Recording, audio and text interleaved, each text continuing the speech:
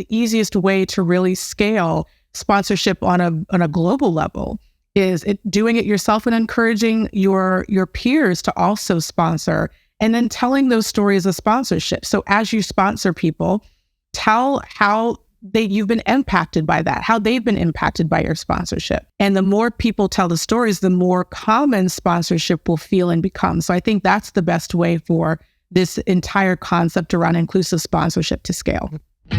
Welcome to 20-Minute Leaders. Just sit back, relax, and learn from the leaders of today. It's a journey. Each one is different, unique, inspiring. Let's get started. 20-Minute Leaders is a proud supporter of Make-A-Wish Israel and Tech to Peace, and is in proud collaboration with Secret Chord Ventures, J Ventures, Riverside FM, Fusion VC, Birthright Excel, J Impact, Leap, Google for Startups, and Hippo, and in media partnership with CTech.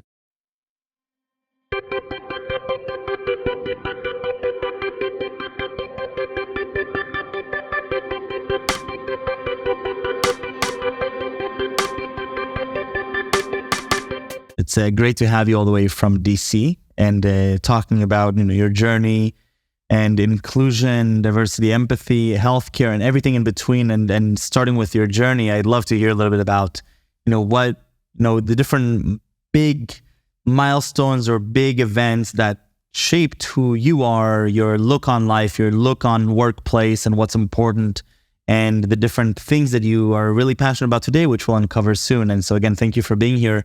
Tell me a little bit about yourself and what was your journey like? Yeah, so probably to start, the biggest impact I think that's had on my life and my journey is that I actually grew up as a military brat. So my father was in the Air Force for 17 years. And what that did was, for most people that grew up in military families, having to move every couple of years, having to make new friends every couple of years, having to assimilate again.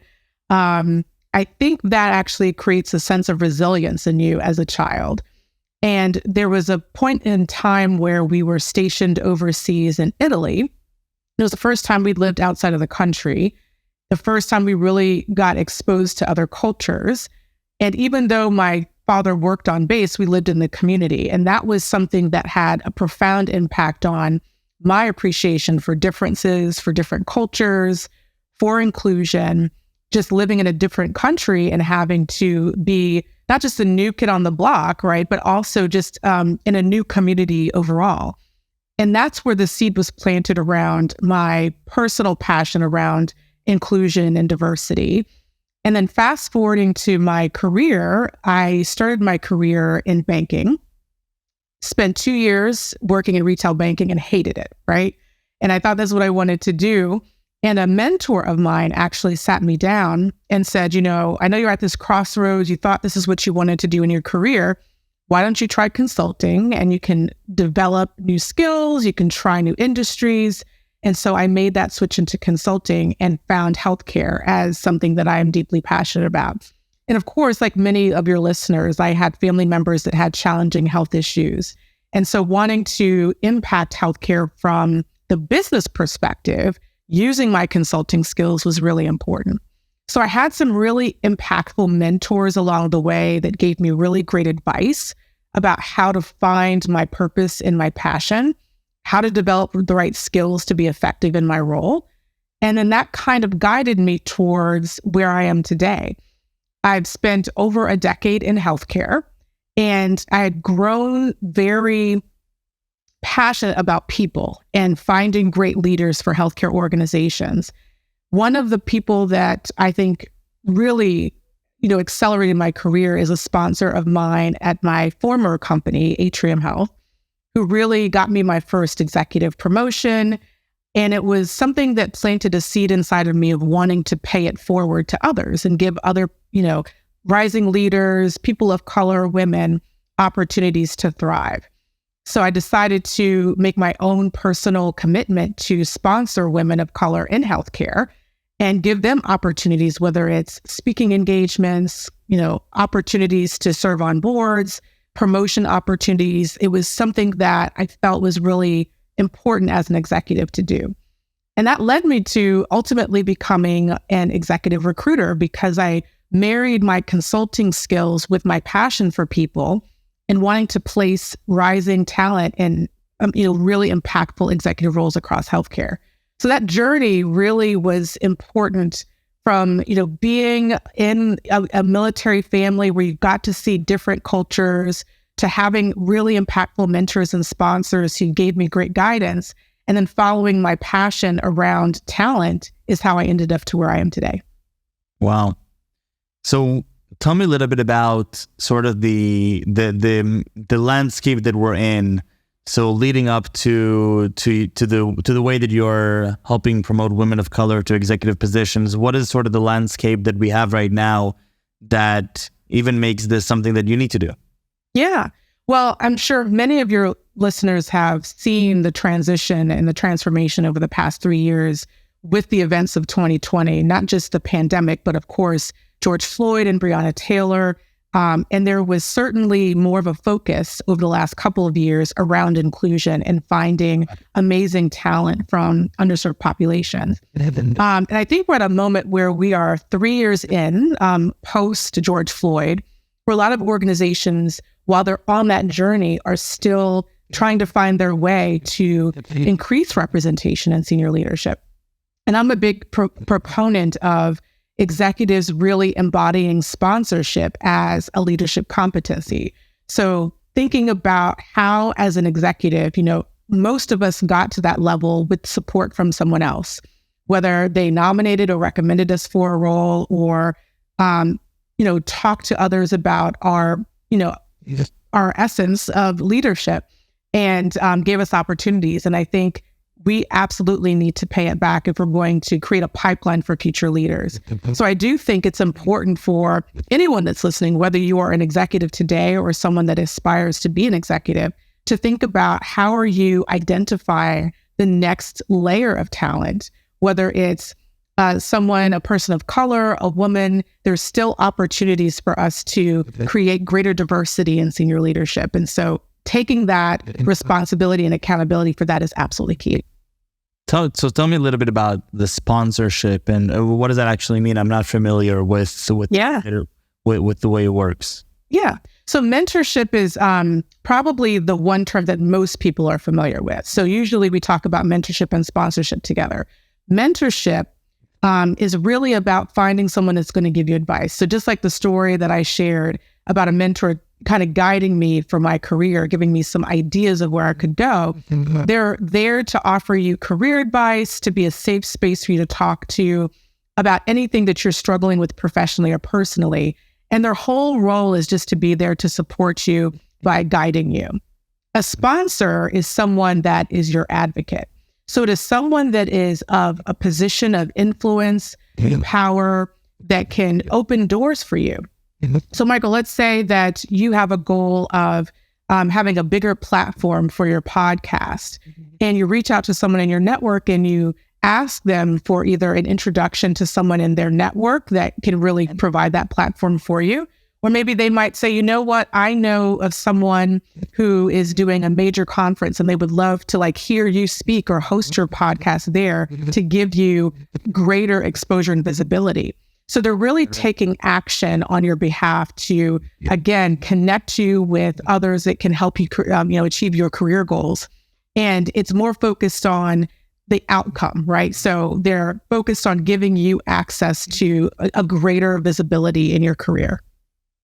Yeah, no, that makes a ton of sense. So tell me about the book that you wrote, Inclusive Sponsorship, A Bold Vision to Advance Women of Color in the Workplace. What is the structure of the book and in what ways are you bring this to life there?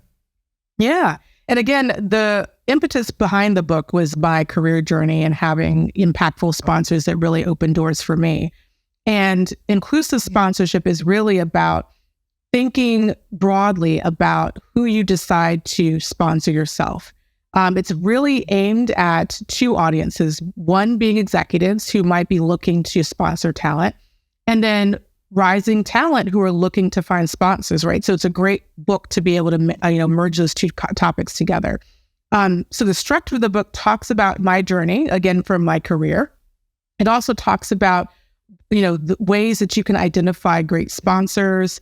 I talk about, how you can become sponsor ready, and also what I consider to be the sponsorship manifesto, which is, again, the framework behind what sponsorship really should be about. Being generous, being able to believe in someone's potential, being very inclusive in who you sponsor. So not always finding someone that looks and feels like yourself. And then taking risk, right? Because sponsorship, in comparison to mentorship, is certainly a little bit more of a riskier proposition because you're putting your name behind someone, but encouraging people to take risks and really support those that they believe in their potential. I love it. Do you have some anecdote or story to share from a personal experience, either of yourself or someone that you've worked with that would bring this to life, sort of this whole sponsorship mentality? Yes. And actually, I was talking to one of the people that I sponsored years ago. Her name is Priya Bathija. She's a really great friend, and we've gotten to know each other over the past few years. And essentially, she was looking to, expand her personal brand. And she's got a fantastic brand on social media, especially on LinkedIn and even beyond. And I introduced her to someone in my network, Scott Becker, who runs a podcast. And he likes to have and host a whole, diversity of leaders who are in and around healthcare. And I introduced her to him, and she's been on his podcast 5 times and has spoken at several of his events. And he's been a guest speaker at one of the classes that she teaches as an adjunct professor. And so again, just a small act of making an introduction to someone in my network has created several opportunities for her to continue to further her brand and get more visibility. And now she's an entrepreneur and she has an even bigger platform. So that's what really brings it to life. It's being able to connect people. It's being able to, again, use your own political and social capital to help someone else achieve their goals, whatever those goals might be. Mm-hmm.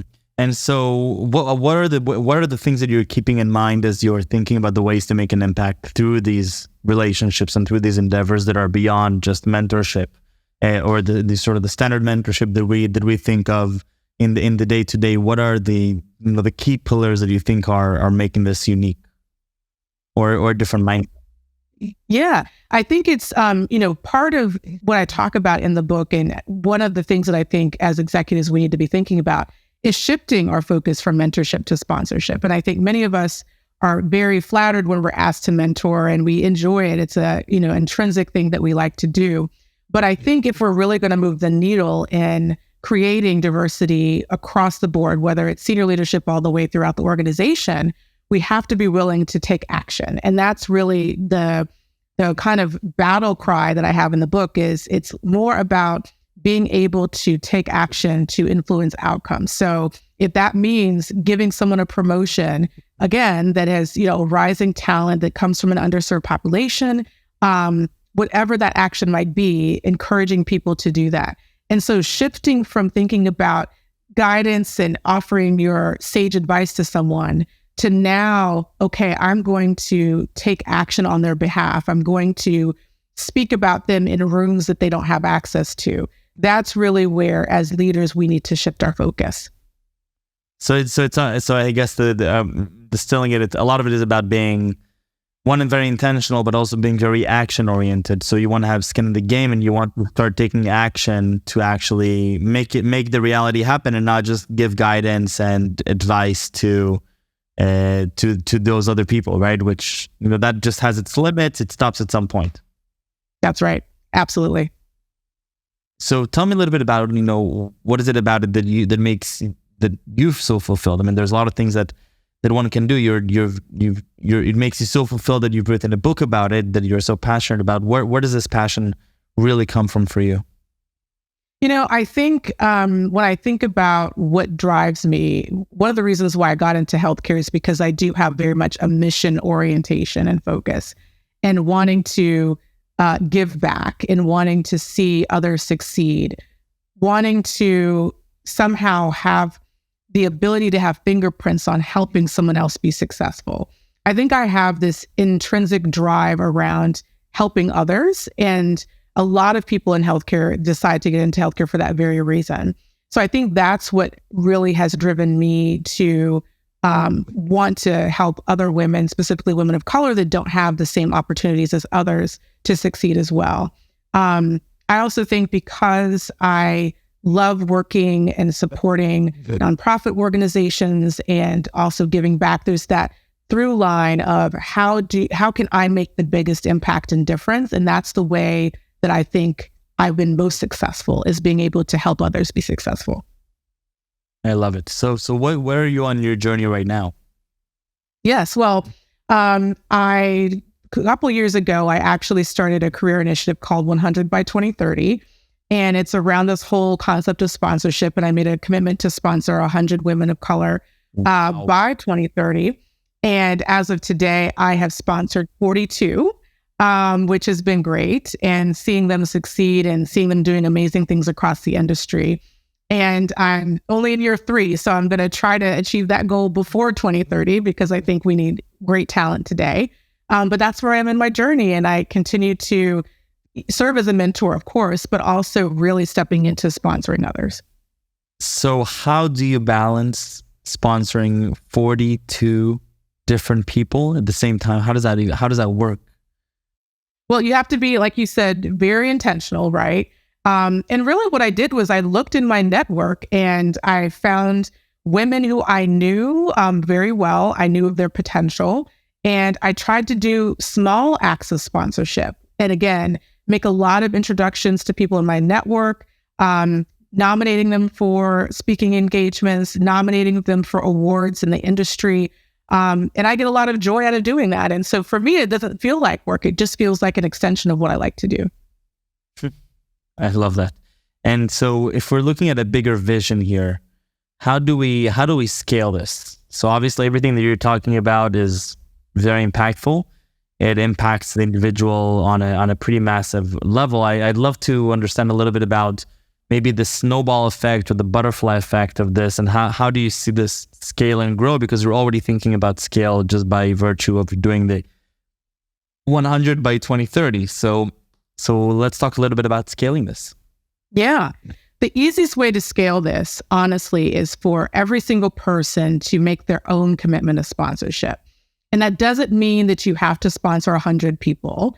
You should find a number that's meaningful to you, whether it's 5 or 10, or maybe it's just one person that you can practice being a sponsor for, and paying it forward. And I think that is the easiest way to really scale sponsorship on a global level, is doing it yourself and encouraging your peers to also sponsor, and then telling those stories of sponsorship. So as you sponsor people, tell how you've been impacted by that, how they've been impacted by your sponsorship. I think stories can be so engaging and enriching and connecting us. And the more people tell the stories, the more common sponsorship will feel and become. So I think that's the best way for this entire concept around inclusive sponsorship to scale. Mm-hmm. And when you're looking at these different people that you're working with, what is sort of the paid forward that you would expect now? So if we're talking about sort of a snowball, and I'm sure that a lot of the different women that you've helped would now have the motivation and the want to go and paid forward.